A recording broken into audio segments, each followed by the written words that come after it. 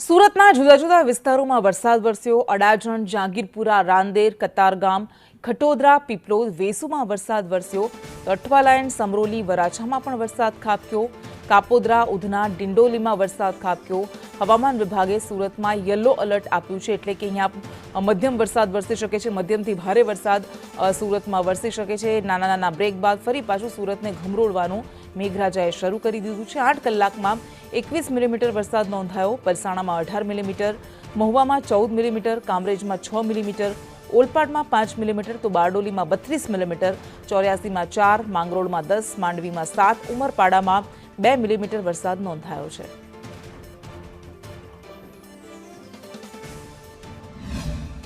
સુરત શહેરમાં સતત ત્રીજા દિવસે મેઘરાજા સમગ્ર સુરત શહેરમાં મન મૂકીને વરસી રહ્યા છે।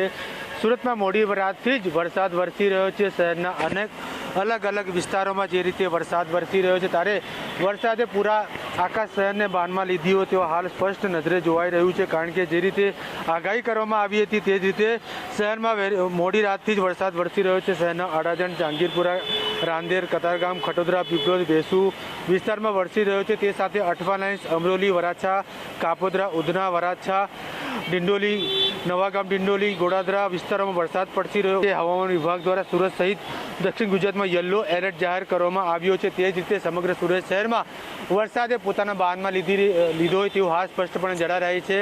વહેલી સવારથી જ વરસાદ વરસી રહ્યો છે। હજી સુધી સુરત દાદાના દર્શન નથી થયા અને ધોધમાર વરસાદ વરસી રહ્યો છે। કેમેરામેન અજીત પટેલ સાથે જયેન્દ્ર પાંડે, સંદેશ ન્યૂઝ, સુરત।